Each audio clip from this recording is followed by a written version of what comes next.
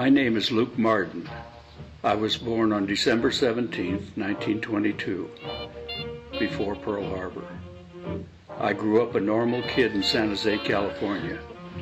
I attended San Jose High School and received good grades, which allowed me to graduate early.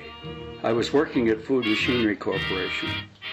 Everything was fine until that memorable Sunday, December 7th, 1941. The events of Pearl Harbor were really the motivation that made me want to enlist.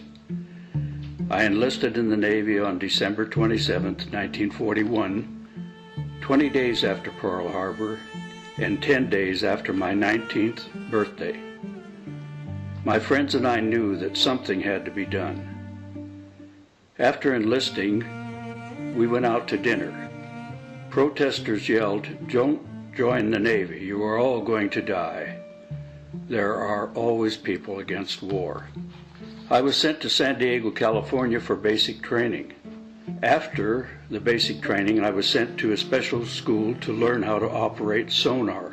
Finally, I was assigned to the USS Phelps. I boarded my ship on May 27, 1942. Upon meeting my fellow shipmates, I noticed that all the crew seemed worn out. After hearing their stories, I understood the effects of battle could have on a person. I would soon feel it firsthand. We shipped out for the Battle of Midway on May 28, my second day on the USS Phelps. Not yet assigned to a position, I was lost in the terror of the battle. I found myself sealed in a gun turret, feeding ammunition to our guns. I remember the gun captain let me look through his scope later, and I witnessed planes falling from the sky, screaming into ships. I watched the torpedoes hit their mark and planes fall from the sky. My chief told me, "Kid, that's what this war is all about." As a new recruit, this was a frightening sight, and I remember thinking, what have I gotten myself into? Close calls were the norm during war. My clearest memory of the war is once during the battle for the Aleutian Islands. A group of Japanese planes flew undetected towards our position. I remember looking up and making out the planes as they descended. I also saw torpedoes head for us. I braced for the impact, but luckily it never came. Another strong memory is the Battle of Saipan. We were firing on land targets when we were hit. Our ship was dead in the water. While the repairs were being made, we continued firing for 48 hours. About 50 men were injured in battle.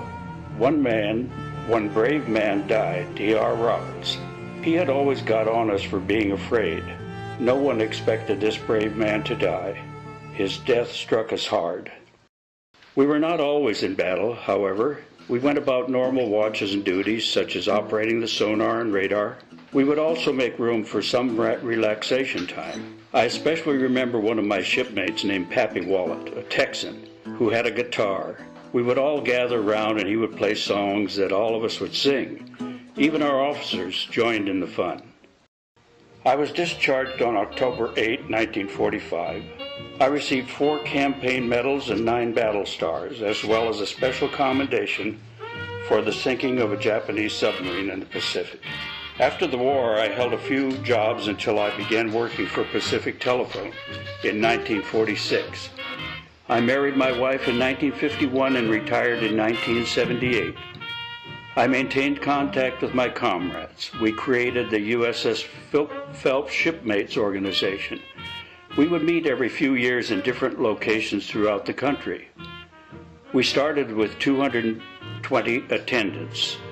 Our last reunion in 2007 had 19 in attendance. We were all close. It was easy to gain friendships on the ship.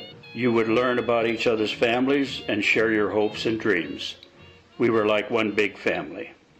Looking back, I am glad I joined the Navy. The experience and maturity I gained has made me the man I am today. I do not regret any part of my time of service, nor do I hold any grudges against the men I fought against. I was doing my duty just as they were doing theirs.